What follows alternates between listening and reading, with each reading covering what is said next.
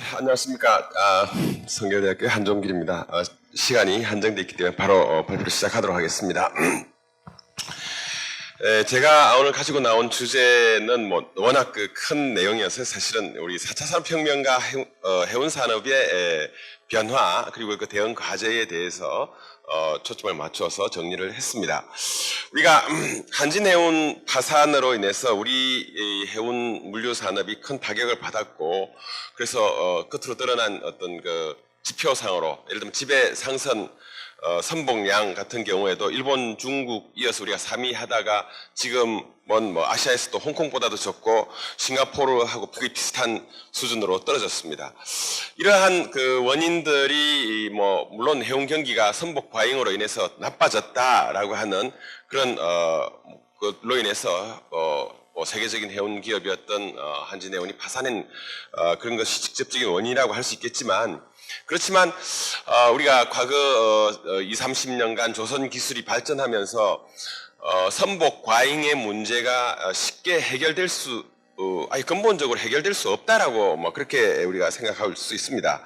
그리고 또 중국이 1대1로 정책을 펼치면서 유라시아 대륙철도의 활성화에 따라서 국제무역 경로가 바뀔 수도 있고요.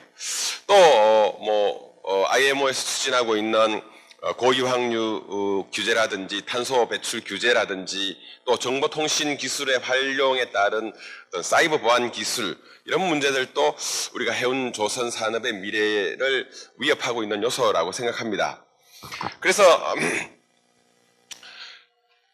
우리가 앞으로 이루어질 그 어떤 변화라고 하는 것을 해운 산업은 저는 이렇게 생각합니다. 근본적으로 해운 산업이라고 하는 비즈니스 모델은 선박이 있고 그 선박을 움직이는 선원이 있고 그리고 실어날 화물이 있고 그것들을 갖다가 움직일 수 있도록 하는 해운 기업이 있어서 그것이 해운 산업을 이루고 있다라고 하는, 그래서 비즈니스 모델, 해운 산업 비즈니스 모델을 이야기할 때는 이와 같은 그림을 가지고 이야기합니다. 그래서 4차 산업혁명으로 어떻게 바뀔 것인가를 이야기할 때 우리가 해운 산업의 과거의 비즈니스 모델을 한번 들여다보면 1차 산업혁명 시기에는 우리가 제국주의라는 그런 모델에 기초해서 글로벌 트레이드가 시작된 그와 같은 거라고 할 수가 있습니다. 그리고 2차 산업혁명에서는 전기선, 부전기선이라고 하는 것이 개념이 도입이 됐고, 그리고 여러 가지 기계 산업의 발전, 그리고 선박 제조, 재질의 변화 같은 것들이 일어났다고 할 수가 있습니다. 그리고 세 번째 해운 비즈니스 모델의 변화는 2차 세계대전 이후에 초대형 선박, 그리고 우리가 디젤 엔진, 그래서 어떻게 하면은 좀 더 큰 선박을 좀 더 낮은 유가를 연료 효율을 달성할 수 있을까라고 하는 비거십, 비거 엔진, 베러 터미널이라고 하는 것들이 2000년 지금까지의 우리가 이슈라고 생각할 수가 있습니다. 그러나 3차 산업혁명이 시작되고 나서 해운 산업에도 조금씩 변화가 일어나고 있습니다. 큰 변화가 일어났습니다. 그건 뭐냐면 우리가 IT 기술이 접목되면서 스플라이 체인 매니지먼트라는 것이 가능해졌습니다. 그래서 우리가 스플라이 체인 매니지먼트에 기초를 해서 규모의 경제와 범위의 경제, 그리고 스피디한 운영, 그리고 저비용 관리라고 하는 것들이 있었다고 할 수가 있습니다.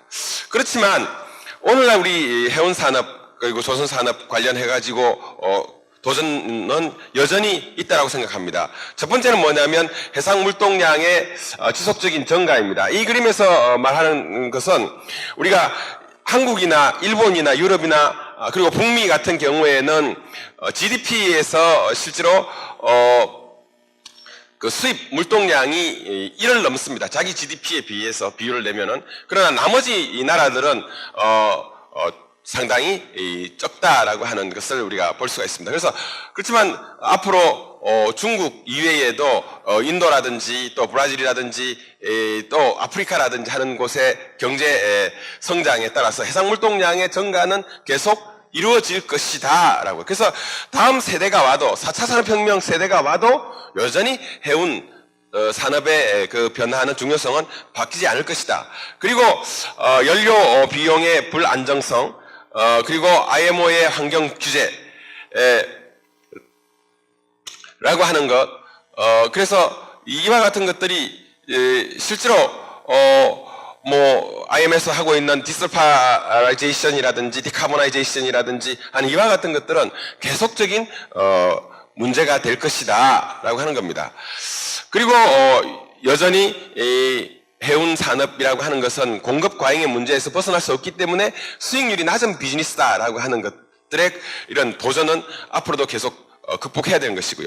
그렇지만 우리가 갖고 있는 것이 또 여기에 따른 문제로서 기술 진보로 그럼 극복할 수 있느냐라고 했을 때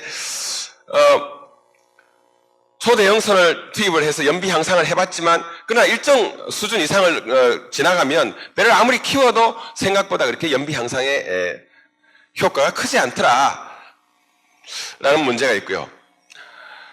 그리고 친환경 부담의 증가가 있어서 실제로 저는 그래서 3차 어떤 3단계 해운 비즈니스 모델의 한계가 지금 도달했다. 그래서 과거 1950년부터 한 90년까지 이루어졌던 그런 해상 운송의 엄청난 그런 변화 크기에 비해서 기술 진보는 1985년부터 75년까지의 기술 전보가 아주 컸음에도 불구하고 87년 이후부터 지금까지의 기술 전보가 있느냐라고 했을 때는 그렇게 크게 없더라라고 하는. 그래서 실제로 연비 향상을 뭐 추구한다라고 했을 때 기업들이 할 수 있었던 것은 슬로우 스티밍 이외의 선택지가 별로 없었다라는 걸 우리가 알 수가 있습니다.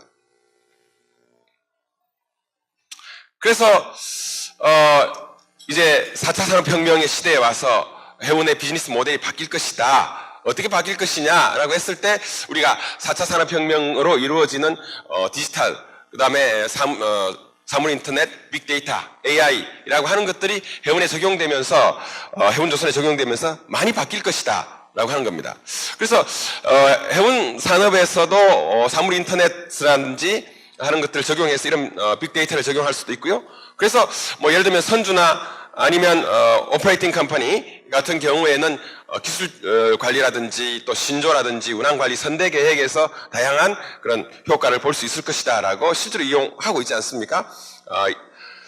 할 수가 있고요. 뭐 일본 NYK 같은 경우에는 제가 NYK 그 보고서를 보니까 이미 자기들 팔아먹으려고 이런 준비를 하고 있었습니다.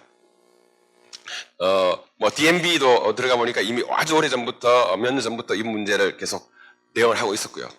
그래서 그러면 4차 산업혁명에서 해운 비즈니스 모델이 어떻게 바뀔 것인가라고 했을 때 첫 번째 화물을 예를 들면 화물은 고객의 공급 사슬 차원에서 생산성이 낮은 업무 프로세스는 기계화 등의 방법으로 효율화시키면서 소비자 수요가 있는 것만 가지고 만들어 가지고 공급 사슬의 중간 업무 프로세스를 최대한 배제하는 그런 제품 공급 체계를 구축하게 될 것입니다. 지금 현재 우리가 소비자의 수요를 파악을 하고 제품 기획을 하고 실제 판매까지 걸리는 리드 타임이 1년 반 정도 걸리는데 우리가 4차 산업혁명 시대에는 이것이 10일에서 20일 정도로 바뀔 것이다. 그래서 실제로 아디다스가 그런 실험을 하고 있고 독일로 중국에 있던 공장을 독일로 다시 가지고 가서 독일에서 신발을 생산한 그런 리쇼링으로 바뀌고 있고 또 어떤 수요도 상당히 어떤 그런 큰 대규모 대량 수요보다는 개별 소비자의 수요에 대응하는 그런 전자상거래가 성장하면서 이미 FCL의 종말, LCL의 부활이라고 하는 그런 주제로 올해 중국에서 어떻게 컨테이너 화물이 바뀔 것인가라고 하는 그런 이야기를 했습니다. 그러면 우리가 라스트 마일의 배송을 어떻게 할 것인가라고 하는 것이 해운 산업에서도 굉장히 중요한 과제가 될 것이라고 생각합니다. 그러면 그런 화물의 변화에 대응을 해서 선박과 선원은 어떻게 바뀔 것이냐라고 했을 때 공급 사슬이 단축되면은 선박이 담당하고 있는 해상 수송기관으로서의 역할이 근본적으로 변화할 것이라고 생각합니다. 가까운 곳에서는 아주 뭐 지금도 벌써 한중일 간에 카페리가 담당하는 그런 안정적이고 신속한 수송이라고 하는 것들의 역할이 굉장히 중요시 되고 있는데 앞으로는 이런 선박들도 굉장히 새로운 어떤 그런 제조 기능을 보조하는 그런 선박이 도입이 되지 않겠는가. 그리고 장거리에서 우리가 지금처럼 뭐 예를 들면 부산에서 유럽을 간다라고 했을 때 15일 이상의 리드 타임을 가진 선박을 가지고 4차 산업혁명 시대의 소비자 욕구에 10일에서 20일이라고 하는 것에 대응할 수 있을까라고 생각한다면 저는 지금과 같은 초대형선 붐도 일정 부분 고속의 중형선으로, 그렇지만 IMO의 환경 규제에 대응할 수 있는 그와 같은 선박으로 바뀌지 않겠는가라고 생각합니다. 그리고 선원이 없는 무인 선박, 뭐 이건 우리가 디지털 트윈이라는 개념을 도입을 해서 이미 상당 부분 기업들에서 실험도 하고 있는 걸로 알고 있습니다.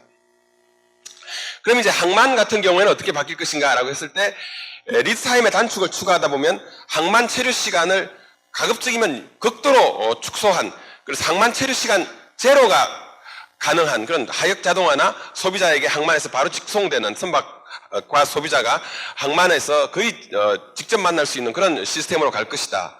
그래서 지금과 같은 대형 유통 가공 시설이나 아니면 허브 앤 스포크 시스템이 이 4차 산업혁명 하에서도 계속 지속될 것인가 라고 하는 것들에 대해서는 우리가 근본적인 성찰이 필요하다고 생각합니다.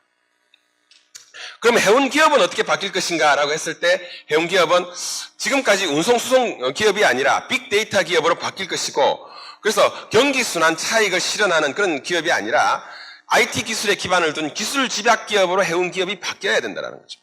단순한 해상 수송 기업이 아니라 해운 고객에게 효율적인 공급 서스를 제한하고 재구축하는 기업으로 변화를 해야 합니다. 그래서 화물, 선박, 물류 경로, 물류 시설과 기기, 항만과 같은 물류 거점, 또 관련 기업과 인원 등에 관계된 빅데이터를 분석, 관리, 활용하는 빅데이터 기업이 되어야만 한다는 겁니다. 그래서 이런 어떤 고객의 접점을 파악하고 고객 데이터를 분석하고 지속적인 제한이 가능한 해운 기업만이 살아남을 것이고, 그렇지 않은 기업은 단순히 물리적인 자금만을 담당하는 그런 하청 기업이 될 것이다 라고 하는 그런 생각할 수 있습니다. 그래서 4차 산업 하에서 해운은 결국은 IoT, AI, 빅데이터를 활용한 스마트 쉽을 갖다가 발판으로 해서 해운 관련 주체들이 연결되는 새로운 비즈니스 모델이라고 할 수 있는 스마트 쉬핑 인더스트리로 비즈니스 모델이 바뀔 것이라고 생각합니다. 그래서 우리는 이제 앞으로 해운에 대해서는 스마트 쉬핑이라는 말을 사용해서 비즈니스 모델의 변화에 대응해야 한다고 생각합니다. 그럼 다른 나라는 어떻게 하고 있느냐라고 했을 때 노르웨이의 사례입니다. 노르웨이 같은 경우는 2015년부터 산학연이 하나로 이루어진 스마트 마리타임 네트워크이라는 이런 구조를 만들어서 하고 있고요. 실제로 가서 보면 뭐 롤스로이스라든지 하는 이런 엔진 개발 업체부터 시작해서 우리가 잘 알고 있는 윌햄슨이라든지 이런 해운 회사들도 있고요. 또 DMB 도 들어 있습니다. 그리고 대학들도 들어와 있고요. 그래서 이런 스마트 마리타임 네트워크 하나에만 박사급 인력이 17명이 들어가서 일을 하고 있는 것을 알 수가 있었습니다. 일본 같은 경우에는 상당히 아까 그 카이스터 박 부총장님도 말씀하셨습니다만은 좋은 대응을 하고 있다라고 생각합니다. 일본은 2015년에 이미 이런 대응을 하기 위해서 2016년을 생산성 혁명 원년이라고 하고 국토교통성 회사국에서 선박 개발 그리고 건조에서부터 운항에 이르는 모든 과정에 4차 산업혁명에 이용하는 필수 기술을 사용하자. 그래서 조선업의 생산성 향상과 연료 낭비 그리고 무고장 운항을 갖다가 목표로 하는 아이시핑 그리고 해양 개발 시장에서 일본 산업의 시장 점유율 확대를 목표로 하는 제이오션이라고 하는 두 가지 이 프로젝트를 가지고 회사 생산성 혁명이라고 하는 것을 가지고 강력하게 추진하고 있습니다. 그래서 아이시핑이라고 하는 것은 사물 인터넷 그리고 인포메이션 이노베이션이라고 하는 것을 가지고 있고요. 제이오션이라고 하는 것은 일본 이라는 국가의 성장과 그리고 자원을 확보하기 위한 저펜, 그리고 관련 기업과의 연계라고 하는 그런 조인트, 그리고 성장 곡선을 그려가자라고 하는 J커브를 가지고 있습니다. 그래서 조선에서는 신조선 매출액을 갖다가 지금 현재 세계 시장에서 갖고 있는 것보다는 2025년까지 30%까지 시장 점유율을 올리겠다라는 겁니다. 그리고 해양 개발 분야에서의 매출액도 한 4.6조 엔까지 올리겠다라고 하는 이와 같은 것들을 가지고 있습니다. 그래서 일본은 4차 산업혁명 하에서도 세계 3대 조선 국가로서의 위치를 확고하게 가지고 가겠다. 그렇게 하기 위해서 일본이 하고 있는 것은 이런 정부의 어떤 정책 목표로서 해운, 조선, 그리고 관련된 분야의 모든 기업들이 하나로 모여서 위원회를 구성하고 이를 추진하고 있다라고 하는 것입니다. 그러면 우리는 앞으로 뭘 어떻게 해야 될 것인가 라고 했을 때 저는 4차 산업 분야의 스마트 어떤 산업혁명의 어떤 핵심 기술인 스마트십 개발부터 시작해서 해운 산업의 비즈니스 모델 변화의 가능성에 대비한다라는 차원에서 첫 번째 해운 분야의 사물 인터넷을 위한 선박과 육상을 연결하는 쉽쇼 오픈 플랫폼을 구축할 필요가 있다라고 생각합니다.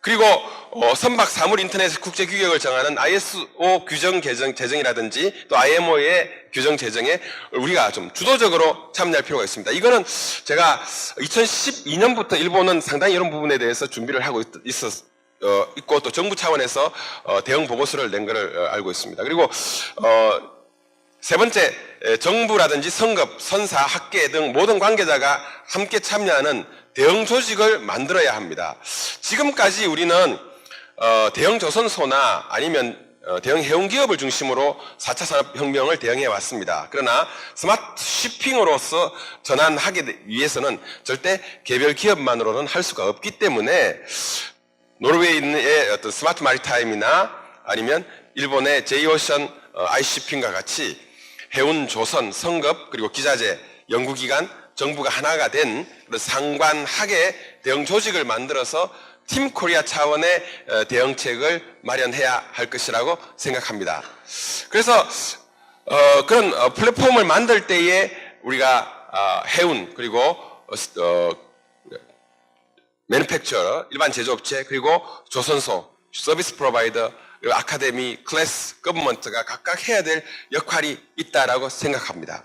그래서 이와 같은 스마트쉽의 개발부터 공동으로 같이 해나가면서 4차 산업혁명에 대응해서 우리가 21세기에도 회사 산업을 리드하는, 선도하는 그런 국가가 되기 위해서는 이런 범정부적인 대응이 필요하고 마지막으로 관계기관의 이런 어떤 역할, 조율을 하기 위한 역할은 해운과 조선을 하나로 연결할 수 있는 회사 관련 기술 지식의 허브 역할이라고 할 수 있는 한국 성급이 그런 역할을 좀 제대로 할 수 있지 않겠나. 그래서 한국 성급에 대한 그런 역할을 4차 산업혁명에서 해운과 조선 산업을 연결하는 브릿지 역할에 대한 기대를 합니다. 이상입니다. 감사합니다.